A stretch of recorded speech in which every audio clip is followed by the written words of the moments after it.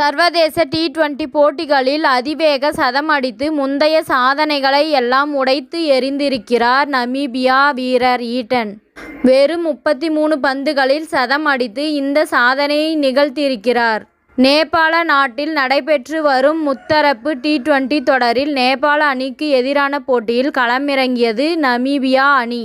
முதலில் பேட்டிங் செய்த நமீபியா அணி முதல் 10 ஓவர்களில் 60 ரன்கள் மட்டுமே எடுத்திருந்தது.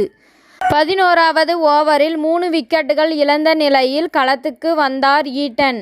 அதன் பின் ஒவ்வொரு ஓவரிலும் பவுண்டரி மழை பொழிந்த ஈட்டன் 11 4 8 6 அடித்து தெறிக்கவிட்டார்.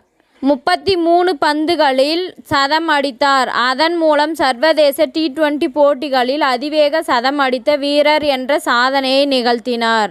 இதற்கு முன் சர்வதேச டி20 போட்டிகளில் அதிவேக சதம் அடித்த பட்டியலில் நேபாள நாட்டின் குஷால் மல்லா 34 பந்துகளுடன் 2வது இடத்தில் இருக்கிறார். அவருக்கு அடுத்து டேவிட் மில்லர் மற்றும் ரோஹித் சர்மா 35 பந்துகளில் சதம் அடித்து 3வது இடத்தை பகிர்ந்து கொண்டு இருக்கின்றனர். அந்த வகையில் டேவிட் மில்லர், ரோஹித் சர்மா ஆகியோரின் சாதனைகளையும் ஈட்டன் முறியடித்து இருக்கிறார். அவர் 20 ஓவர்களில் முடிவில் 36 பந்துகளில் 101 ரன்கள் எடுத்து இருந்தார்.